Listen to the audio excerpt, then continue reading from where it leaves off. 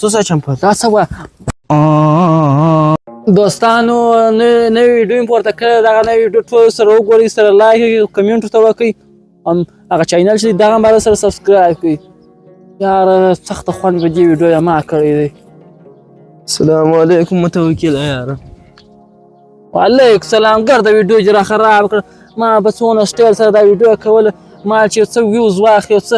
مخته ولاړه سي ګرده ویډیو چې را خرابه کړه کومې خوا رالې یو خو ستا له لاسه ما که سره سمه ورځ نه دی لیدلې بیا څه کیسه چې را روان دي ګوره یاره متوکله ته خو په فیسبوک او یوټیوب کې ډېر ملګري لرې او ډېر پیسې هم لرې یو 50,000 افغانۍ په پور راکړلې په پوهنتون کې دا فیس ورکوم ګوره بشیره ولې مناکې د زړه په زخمونو مالګې راشینتیا موږ خپله یوه افغانۍ منیکه چې سپېږي موږ خپله هسې غریبان یو منیکه شی لرو ته راخطا سوی وای او 50,000 افغانۍ په پور راکړه نن سبا کې 50,000 افغانۍ هم کالدار ته واړه 500 لکه کېږي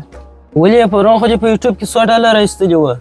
وره ایستلې خو مې وې خو هغې مې ګرده پامپرون نه وې پر مسکینانو پر غریبانو پر دغه مې ګرده وویشلې کوم غریبان په خپل ځان باندې در ما بل غټ غریب شته لاړم بازار ته چې روپۍ مې راویستلې بله مې ونه ټلیفون رانیوی په 2-3 جوړې مې ښه اغاستې کاټن کالي وکړله په ګرم یا ګران شیان رانیول په څو دا ویډیو خو زه جوړوم په دې کې انګلیس سټایلي معلوم سمه ښه دا هر څه خو دې رانیولې ما چې 50,000 افغانۍ په پور نه کړې یاره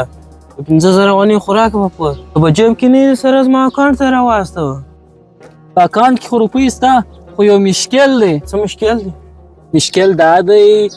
دا زما په ټلیفون کې چې دی په دې کې یو پاسورډ دی ته واشه دا پاسورډ چې دی دا بیا زما هغه بل انډیوال یې زده دی ته واشه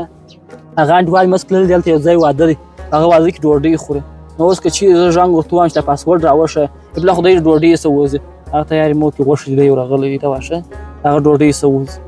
بیا به نقیب یې خواره څه بله سوی چیرې زه ورته وایم دا دې اوس څه کیسې پسې راخیستې دي تلیفون ستا دی اکاونټ ستا دی پاسپورټ یې ستا د ملګري څه دی اوس مې داسې څوک ورولې پر تندي باندې پښه مې در ماته کړې اصلي خبره چې زده وکړم ټلیفون یې منیکه زړه کېږي دا ټلیفون چې دی همدغه زما د بدن یو غړی دی اما دې ما سوه زه ګزاره نه سم کولی ځکه بیا چې زه یوټیوب ته لرم او ویډیو پورته کوم چې یوه ورځ نه کوم پورته دا سبسکرایبر چې دی دا زما څخه خفه کېږي زما څه هم خوابدي کېږي زه خوا نه وربدوم ستا په چینل کې نو څه شته یوازې مسخرې که دا مسخرې نه دي دا هنر دی ته د هنر په ارزښت څه پوهېږې دا د ډیجیټل میډیا ده ډیجیټل ګوره متوکله زما پلار ماته یو طریقه راښولې ده کومه طریقه چې څنګه په یوټیوب کې ژر وایرل سو نن به ستا ویډیو زه داسې